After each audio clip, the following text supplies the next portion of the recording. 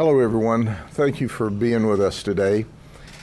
You know, I do a lot of press conferences from behind this podium, but this is the first time in the history of the Sheriff's Office that we've ever had an event such as this. Now, I want you to think about this for a minute. This is a historic occasion where all of these mental health providers have come together to make a positive difference. And I want to give you some history of how we all came together. As a law enforcement officer and certainly as a sheriff, one of the most meaningful things that ever happened to me was to be appointed to the Marjory Stoneman Douglas Commission to investigate the horrible, horrible murder of those beautiful children at school. And we sat through not only hours, but hundreds of hours of testimony, and there was a common denominator and theme that I received from this. And the theme was that there were silos in our system. There were silos that had never been broken, were not going to be broken, as long as we continued to think the way that we thought, because that's the way we were all raised. What we found with that horrible shooter, and I won't use his name, is he received an incredible amount of mental health services throughout his life. But this group didn't talk to this group, and this group of providers didn't talk to this group of providers, and this group of providers certainly didn't talk to the school system, and the school system and the providers certainly didn't talk to law enforcement. Now, there were many other failures, but the common denominator for me is if we're going to be successful, we can't continue to do the same old thing and expect different results.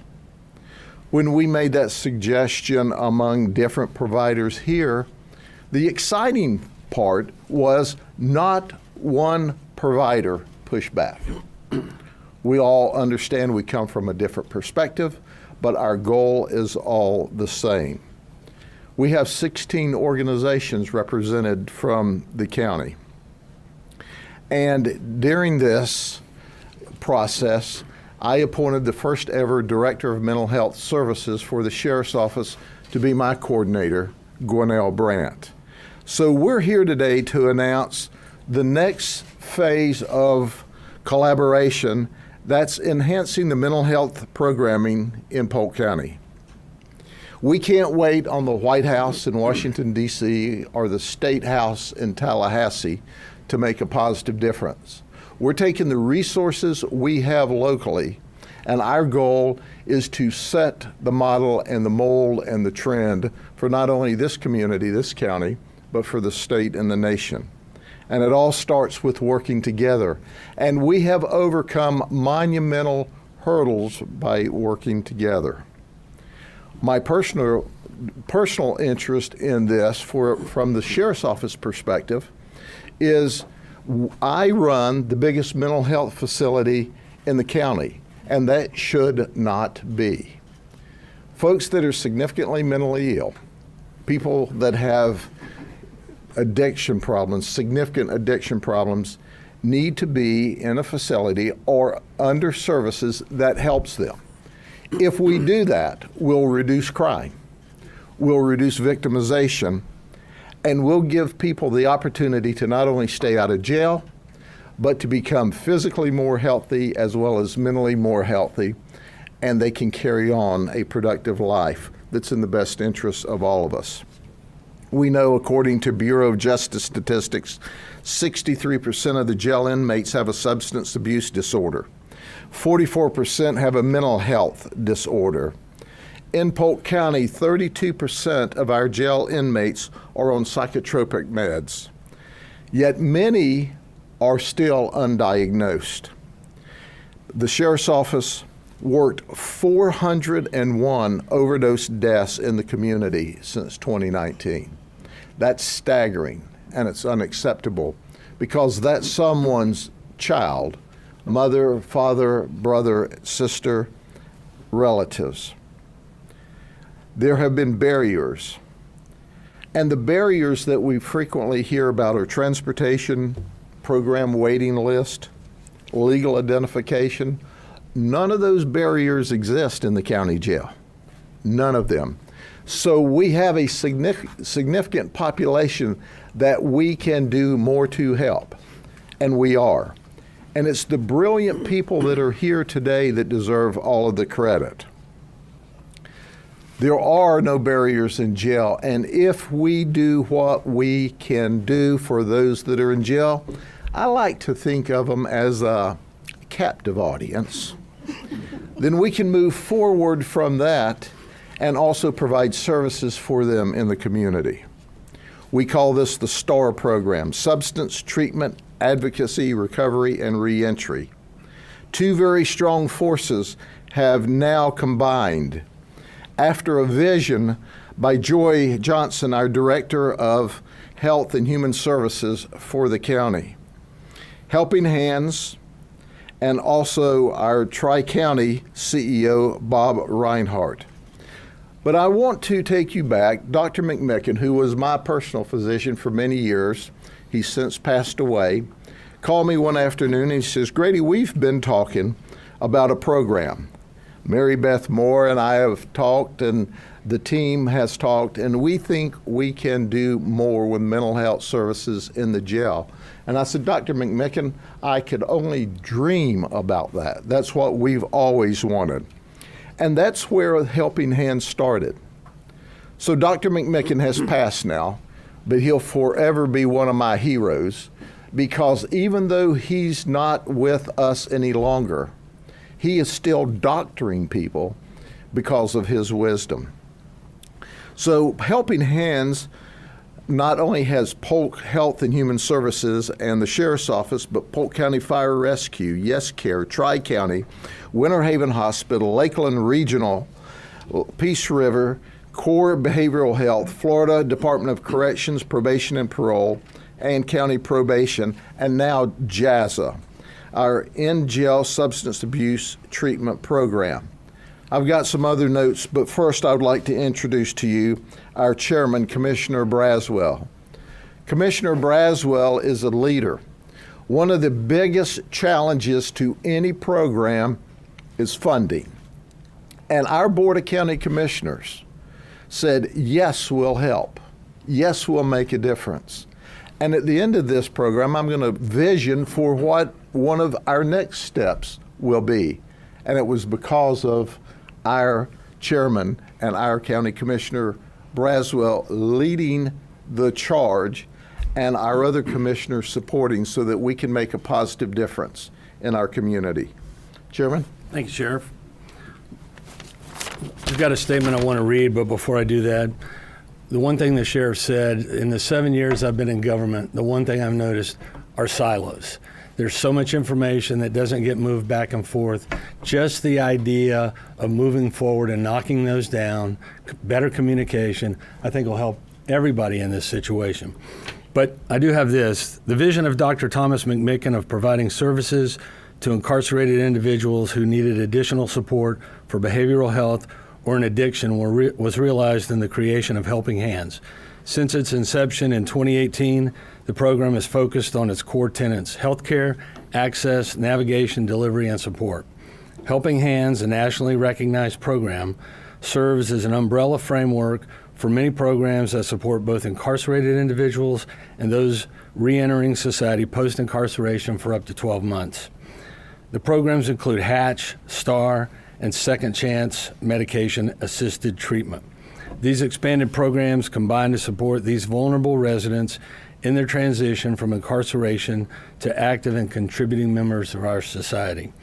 A multidisciplinary team approach brings partners together in an innovative way to identify participants and assist them in connecting with behavioral health providers, resources for recovery support, medications, case management, health assessments, transportation, and housing. This team is made up of community paramedics, certified peer specialists, case managers, housing specialists, to name a few.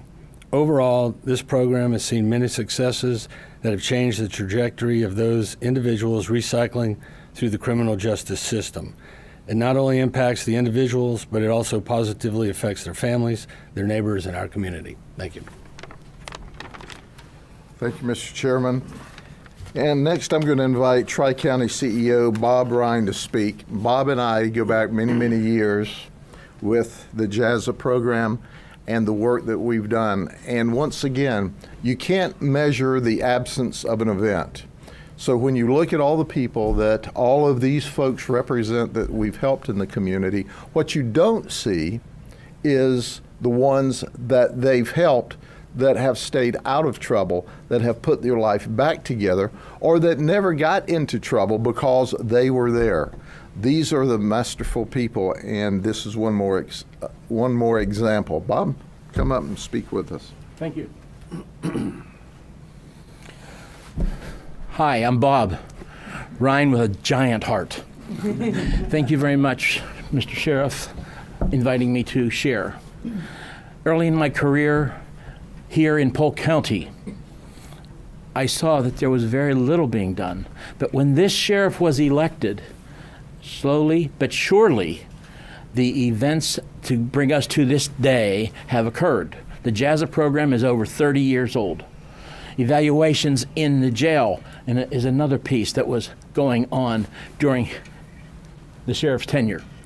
And as we continued on, the services that we delivered started to prove itself in non-recidivism to the jail. So with that captured, the JASA program was instrumental in educating individuals here in the jail, or at each jail now.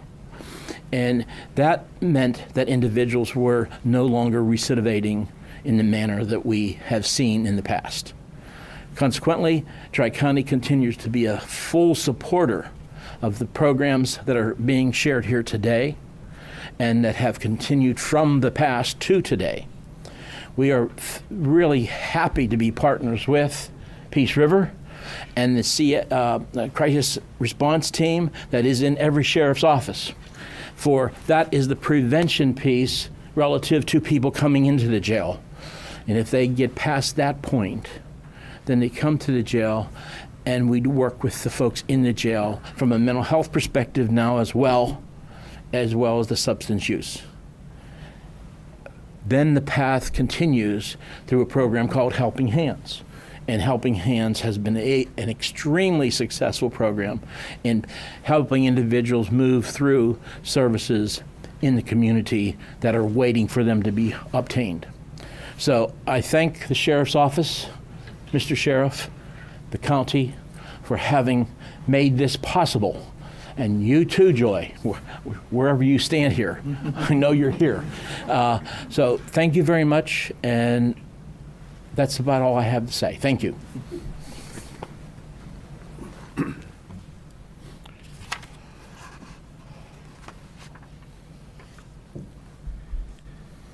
I want to list to make sure we do the supplemental or additional stakeholder that have agreed to provide services and have agreed to help us. And once again, if you're from the outside looking in and you see these folks here, you go, well, there's a lot of nice folks standing up there. But you can't understand the energy that I have, and that's why I repeat it, that this is the first time that we've all been in the boat with an oar in our hand, rowing in the same direction. Heart for Winter Haven, Heartland for Children and Neighbor to Family, NAMI, Peer Specialist Training, to name a few. Now I'd like to introduce you to Denise Harrison, who has worked with Tri-County for 18 years, and she's currently a community program coordinator working in the STARR program. She just happens to be a peer specialist. She is the subject matter expert. And from what I understand and my interaction, an absolutely great one at that, who has worked in our jails for years and years and years. I'd like for you, if you will, to share your story and the vital role of peer specialists in your recovery efforts. Denise? Hi guys, Denise Harrison with Tri-County. We're in such a different time than used to. Used to, if you had a mental health condition or a substance abuse disorder, it was a dirty little secret that nobody talked about. Now I'm asking people to put it on their resumes. So we've come a long way with that, but the biggest part about the peer specialist role We talk their language. We ran the same streets. We've been to the same jailhouse. We've been to hell. We know the way out. And from the beginning conversation with these individuals, what we're asking them is, what is your idea of success? What do you want to accomplish? What do you want to do? And then from there, we develop a plan and we hold them accountable. So how we're able to go across agency lines, with releases of information, of course, is we follow them to their doctor's appointments. If they're having a problem communicating with their doctors, we help with that. We take them to 12-step meetings. We take them to the grocery store if they're not capable of doing that on their own, until we get their strength built up and their belief in themselves built up to where they can handle it on their own. One of the great things about Tri-County is we never have a wrong door policy. If you're a client of mine, you're a client of mine forever. And if you ever need us, we're here for you. And with that need, Jersey Commons is a subsidized housing unit being built by Tri-County in Winter Haven. That was going to help our high-need, high-utilizers, say those people who can't just get a grip. You know, the mental health is too strong. Social Security doesn't pay enough to sustain rents in the area. So what do these people do? And what we do is we get them over to a subsidized housing to where they can receive the case management services, peer support, and basic health care. So I'm excited to be with this. I love working with the Sheriff's Office. They have been more than accommodating with anything that we've tried to introduce the inmates to. I have not been told absolutely no on anything, and I do ask a lot of favors. But whatever they can do to assist, they're with it.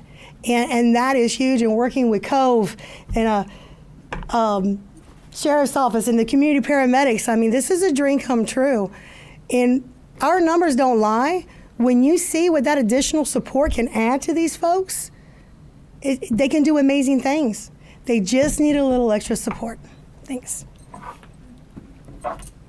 Thank you very much. As you can see, we have the right people and the right organizations rowing together. And this is just the beginning. I'd like to mention Polk Vision that did a research project.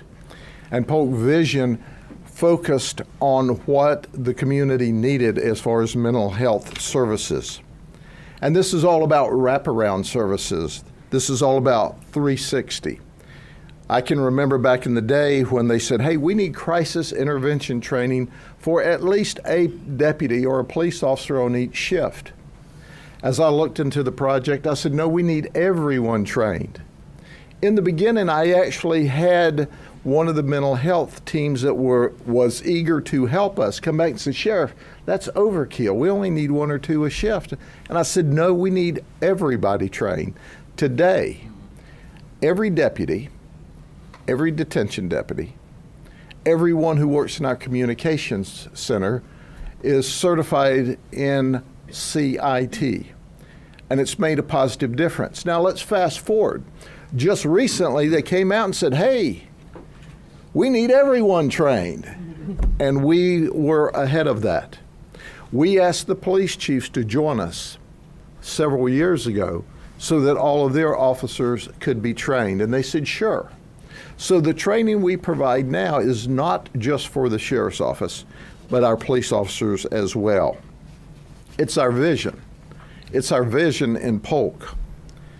We are currently working on another project, on a pilot project that's going to offer alternatives to mental health sentencing for individuals with serious mental health issues. We know that when people commit crime and they receive probation, or they commit crime and they're sent to jail, if they don't have the resources and the help, then they can't get better. I've talked with the state attorney, the public defender, the chief judge, and we're working on a project now, in addition to all the work in the community that these folks do independent of the jail. We're working on a program now that we're going to roll out this spring, whereby when people find themselves in trouble, that they're given the opportunity to have a probation, and will provide the medication and the counseling for them so that they don't commit crime, they don't come back into the system, and they are able to provide for their family. That's something they have to volunteer to do. But at the end of the day, we can't wait around for someone else to solve the problem. That's why we're all here today. So on behalf of the men and women of the Sheriff's Office, I thank all of our community providers. You mean so much to us. I wish God's greatest blessing on each of you as you do God's work. And we look out for those that without help, without medicine, without mental health counseling, they just can't stay out of trouble, or they just can't flourish on their own without support. Now, what we don't see, once again, are the ones that they've already helped. But we have a group of people that come into the jail every day, and our goal is to break that chain of conduct through helping their mental health issues. Thank you very much. Have a good afternoon, okay? Explain how mental health help at the jail looked last year compared to the way it's going to look going forward. Well, we have had an increase in helping those with mental health issues over time. But historically, none of us have ever had the system in place that we want. And we had different groups that would come in, from volunteer groups to our JAZA program that the county paid for, to Helping Hands that we put in place several years ago. Well, now JAZA and Helping Hands are going to join hands, and we are coordinating, as I guess the best way. We're coordinating our efforts. We're breaking down the silos, and we're saying, hey, we've got to all work together if we're going to make a positive difference in our community. Our crime's at a 51-year low, and we could just be satisfied with that because it is a remarkably low crime rate, but we're not satisfied. We want to improve the health, the physical health, the mental health of those that are in our community and our society. We are seeing a need, and we're all together filling that need. But once again, if it weren't for our Board of County Commissioners that are stepping up for us, as well as all of our providers that are going above and beyond, we're outside of our comfort zone. We're visioning a new normal so that we can do our very best to, one, cause our population in the jail to go down. Two, make our community even safer. Three, help those that struggle with mental health issues and drug addiction issues and cannot overcome that by themselves. We think it's a win-win for everybody. Are you adding more counselors at the jail? You see what we have here today? I believe we have, okay? Thank y'all very much.